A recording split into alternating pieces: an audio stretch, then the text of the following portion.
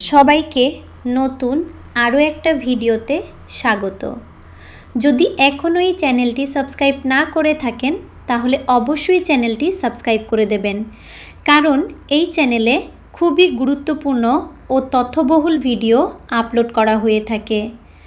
আজকের এই ভিডিওতে অন্নপূর্ণা যোজনা প্রকল্পে ৩,০০০ টাকা প্রাপকের লিস্ট নিয়ে আলোচনা করা হচ্ছে।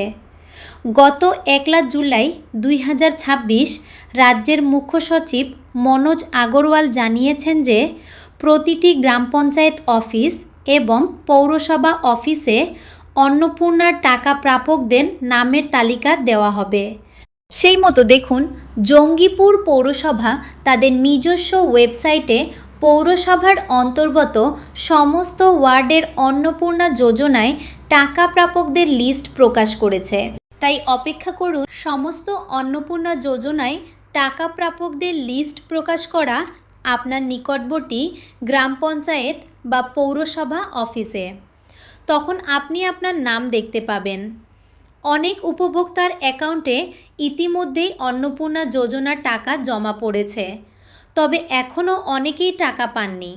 যদি আপনার অ্যাকাউন্টেও টাকা না এসে থাকে তাহলে আতঙ্কিত হওয়ার প্রয়োজন নেই। কিছুদিন অপেক্ষা করুন। অনেক সরকারি প্রকল্পের টাকা একদিনে সবার অ্যাকাউন্টে পাঠানো হয় না, ধাপে ধাপে টাকা পাঠানো হতে পারে। ব্যাংকের সঙ্গে যোগাযোগ করুন। ব্যাংক অ্যাকাউন্টে কোনো সমস্যা, KYC সংক্রান্ত জটিলতা বা লেনদেনের বাধা আছে কি না তা জেনে নিন। সংশ্লিষ্ট সরকারি দপ্তরে যোগাযোগ করুন।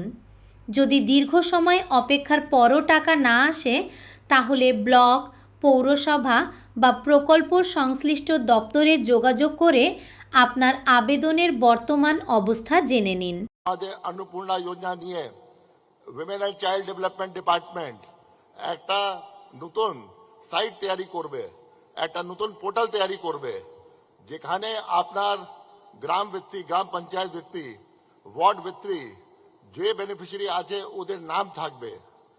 যে কোনো লোক আছে ওটা ক্লেম দেন অবজেকশন করতে পারে কি আমাদের যে এই নাম অন্তর্ভুক্ত হয়েছে এটা ভুল হয়েছে, এ মহিলা যে আছে যোগ্য নেই। তারপরে আমাদের ইনকোয়ারি হবে, ইনকোয়ারি পরে দেখা যাবে আবার কি যোগ্য আছে কি নিয়ে আছে। এর থেকে ট্রান্সপারেন্ট স্কিম আমরা দেখিনি যেটা আছে গোটা কান্ট্রিতে। আমরা তো প্রত্যেক স্টেটে আমরা আমাদের লোক কাজ করে, প্রত্যেক স্টেটে যে আছে অফিসার আছে। পশ্চিমবঙ্গে আমরা 36 বছরে কাজ করেছি। এর থেকে বেশি ট্রান্সপারেন্ট স্কিম আমরা কোথায় দেখিনি, যেটা ইচ অ্যান্ড এভরি বেনিফিশিয়ারি যে এলিজিবল আছে, যে গভর্নমেন্ট ক্রাইটেরিয়া আছে, যে আপনার ক্যাবিনেট থেকে অ্যাপ্রুভ ক্রাইটেরিয়া আছে, ওর অন্তর্গত যদি ও এলিজিবল আছে অ্যাপ্লাই করতে পারবে। और जो लिस्टे अंतर्भुक्त হবে কেউ বলতে পারবে না कि পলিটিক্যাল কনসিডারেশন দে, নেপোটিজম কনসিডারেশন দে, অন্য কনসিডারেশন নিয়ে কার নাম ঢুকে গেছে। তারপরে যদি मतलब কেউ বলতে পারবে না, क्योंकि প্রত্যেক person is getting a right कि আপনি দেখতে পারবেন कि আপনার জিপি মধ্যে, ওয়ার্ড মধ্যে কে পাচ্ছে, और আপনি ওটা অবজেকশন দিতে পারবেন।